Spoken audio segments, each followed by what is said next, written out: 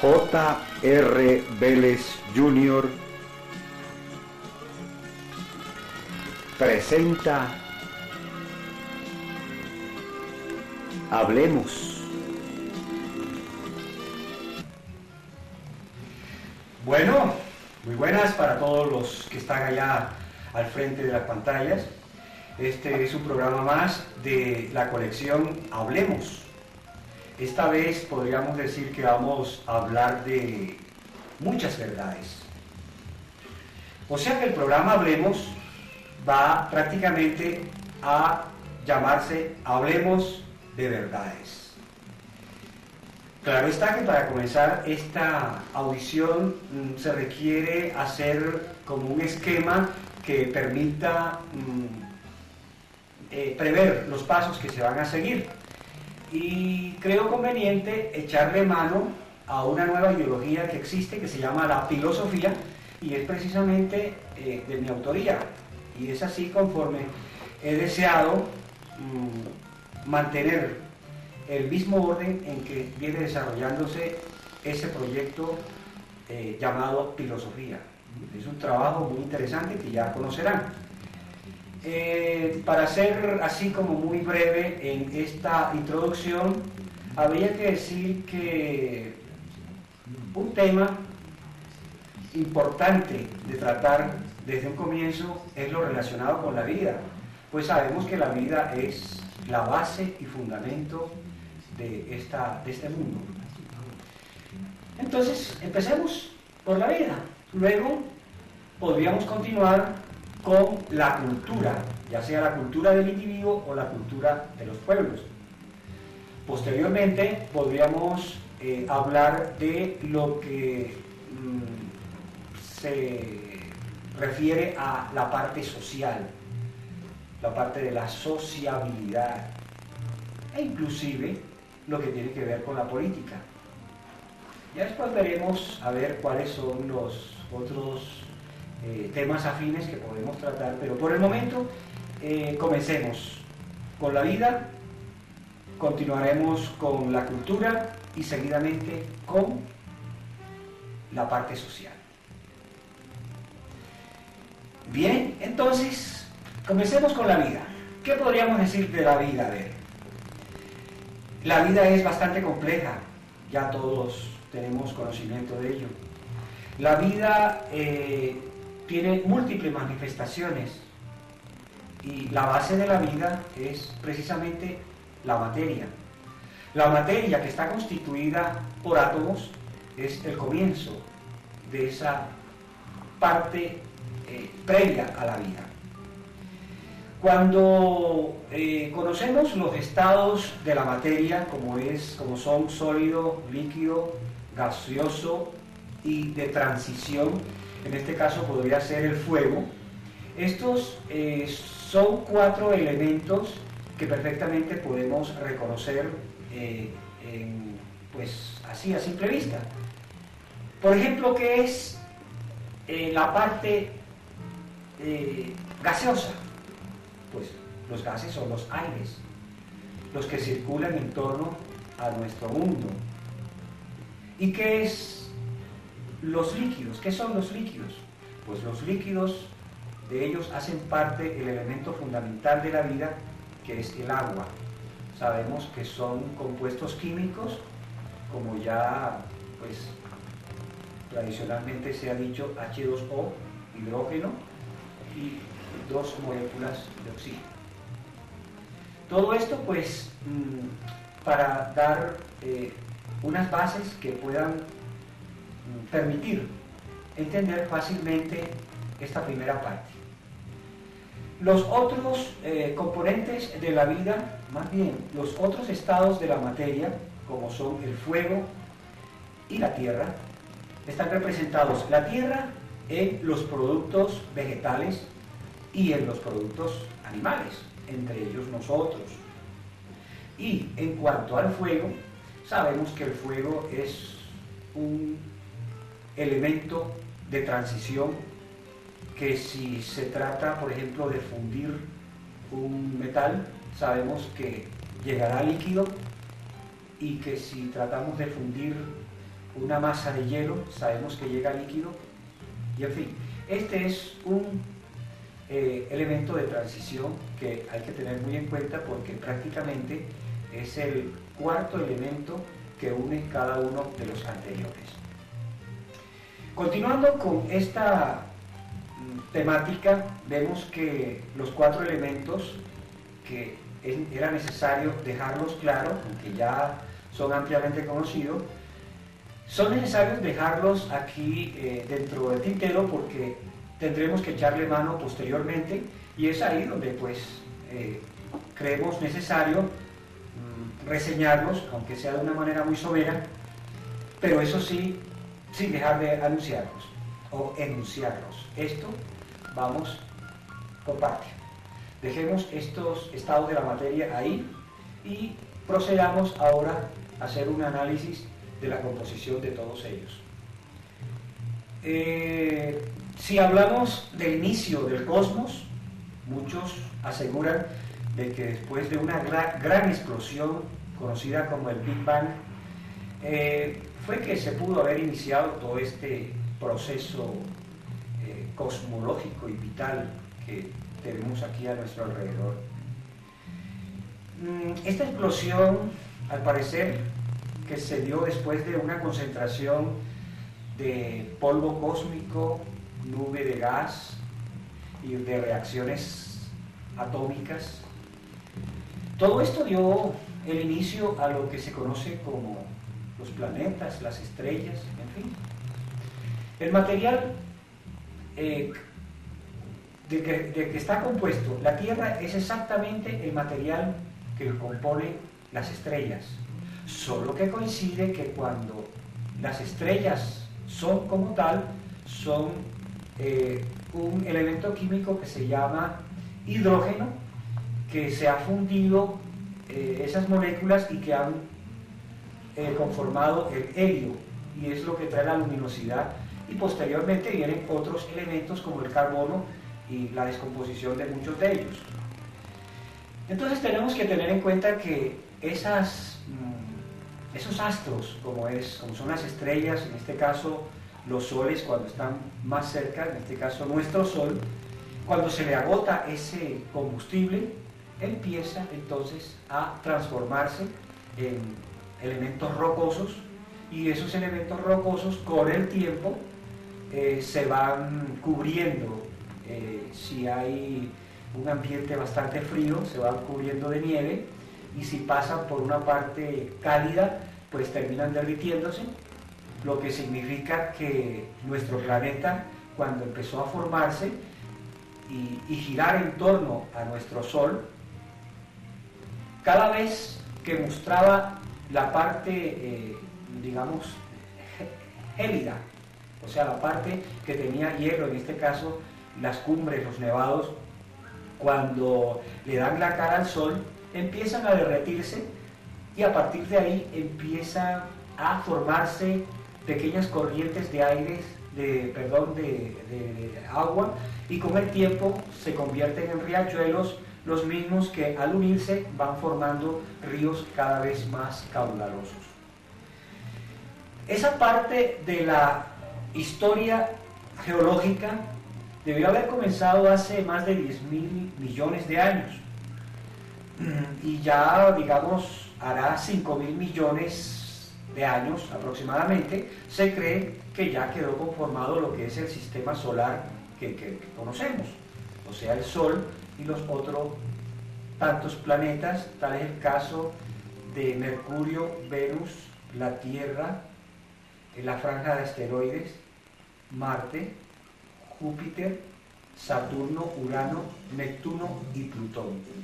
Todos estos planetas que forman nuestro sistema solar también sufrieron cambios geológicos como la Tierra, solo que nosotros somos mucho más favorecidos en el sentido de que estamos tan equidistante del Sol que nos permite un ambiente favorable para la vida. Tanto así que cada vez que nos acercamos un poquito al Sol, nos calentamos más, obviamente, y cuando nos alejamos, nos enfriamos también. Y en esto es lo que aparecen los contrastes de las nieves perpetuas cuando hay mucho frío y derretimiento de esos nevados cuando están plenos al sol, cuando le da exactamente la cara al sol. Esto vino conformando los depósitos de aguas como los riachuelos, los lagos, lagunas y obviamente el más grande de todos los mares como es el superocéano. Ese océano, como son depósitos de agua bastante profundo, era apenas lógico que todo lo que se derritiera por efectos de la gravedad venían a dar precisamente a las partes más profundas. Por eso fue que los mares se encuentran precisamente en los depósitos donde hay concavidad, o sea, hay profundidad. Esto con el tiempo hará, digamos, 5.000 millones de años cuando apareció, cuando ya estaban conformados, digamos, los océanos, que obviamente a raíz de las distintas explosiones que se daban en el planeta, esas erupciones volcánicas empezaban al contacto con el aire a tener unas reacciones bastante favorables para la vida, y fue así conforme en la medida en que las erupciones iban ocurriendo, en algunas partes se creaban nuevos suelos y en otras partes esas materias que venían impregnadas en esa lava, al contacto con el aire y con el agua y en fin, con algunas partículas de polvos que traía el aire, pues empezaban a formarse, y con la humedad obviamente y los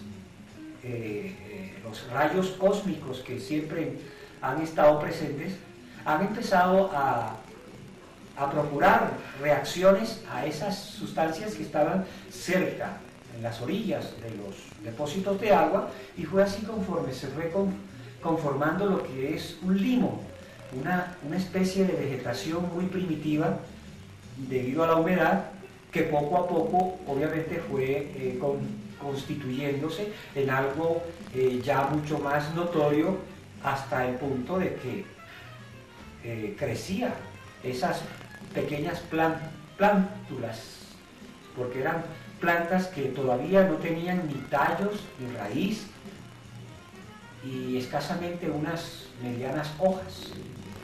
Estas son las llamadas talófitas. Son plantas muy primitivas que, si las traemos a cuento, sabemos que no tienen ni punto de comparación con las fanerógamas, que ya son plantas muy evolucionadas. Pero a todo esto, el inicio de la vida, así, tendríamos que situarla, digamos, con sustancias como los virus. Ahora, ¿qué son los virus? Los virus son micropartículas elementales de cuestiones químicas, de reacciones que se han venido consolidando a través de los años, y que cada vez que una partícula de esa llega a una célula viva, obviamente se reproduce, se genera, y entonces todo esto pues hace que se cree un tipo de agente que fue precisamente uno de los comienzos de la vida. Desafortunadamente se nos acabó el tiempo y tendremos oportunidad en próximos programas de continuar con ello. Muchísimas gracias a todos los que están ahí presentes. Les habló J.R. Vélez Jr. en Hablemos. Hasta la próxima.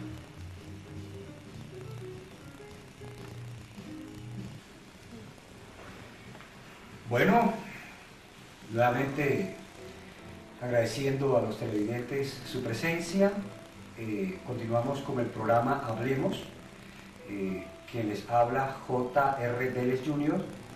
y deseoso de terminar el tema de verdades. O sea, el tema de hoy es Hablemos de verdades.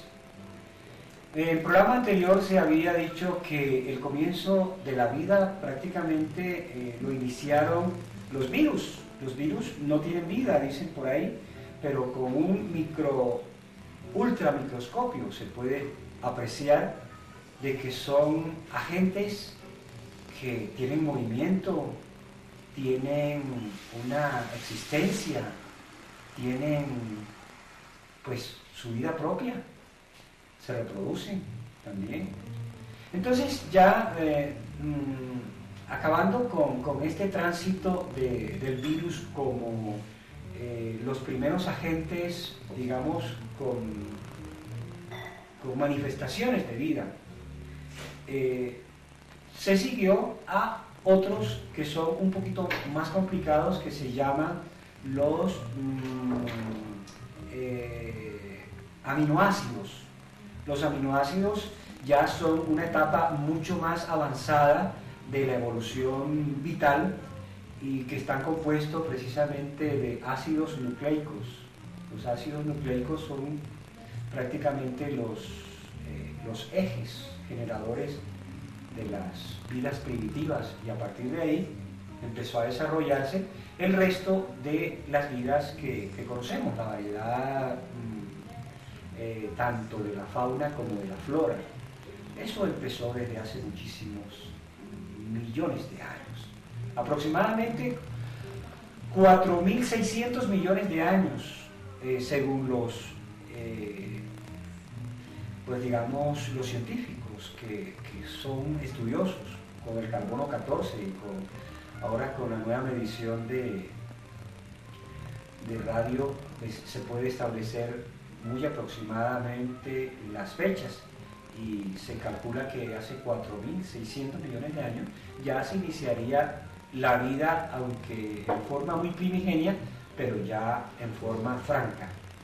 Entonces, a partir de esos aminoácidos empezaría otra tanda, pues, otro ciclo de la vida, y además, digamos, de las enzimas, de las proteínas que posteriormente aparecen por medio de esos mismos ácidos nucleicos. Pues entonces, de esa manera vino proliferando la vida, y hasta el punto que la conocemos, tanto la variedad, como dijimos, de fauna y flora, se ven a flor de piel. Pero, digamos, ¿cuáles son los pasos esenciales que se dieron para conseguirse lo que actualmente se ha conseguido con la vida? Y precisamente habría que decir que después de esos aminoácidos que empezaron a desarrollarse posteriormente, apareció de la noche a la mañana, dirá 4.500 millones de años, algo que se llama bacterias. Las bacterias precisamente son los primeros seres organizados de este mundo, y ellos, en su forma de reproducción, en su forma de asimilar, en su forma de adaptarse a las circunstancias, fueron los que mantuvieron ese nivel de dinámico para dar la variedad que se está, de la que se había hecho referencia. Entonces, después de las bacterias, empezó a desarrollarse, esto se podrían considerar que son los protozoarios, pero la verdad es que los protozoarios no son sino animales también muy primitivos, pero que vinieron a aparecer posteriormente del desarrollo de ciertos vegetales. Por ejemplo, el de las algas, los hongos, los líquenes, que los líquenes precisamente son el híbrido de una alga con un hongo. Posteriormente aparece una vegetación un poquito más desarrollada, como son los musgos, y muy posteriormente los helechos. Hasta ahí se puede decir de que se desarrolla una vida, una manifestación de vida, aunque primitiva, pero muy organizada.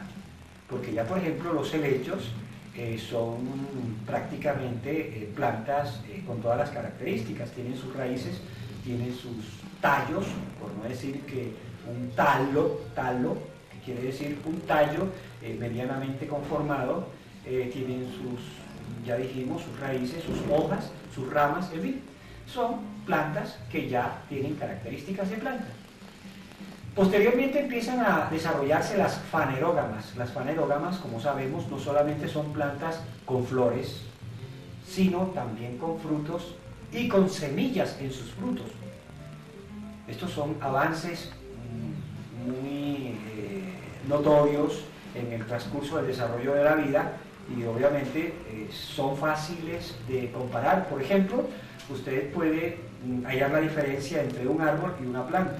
Un árbol es un ser mucho más desarrollado, no tanto por lo grande, sino por su constitución, su parte anatómico-fisiológica.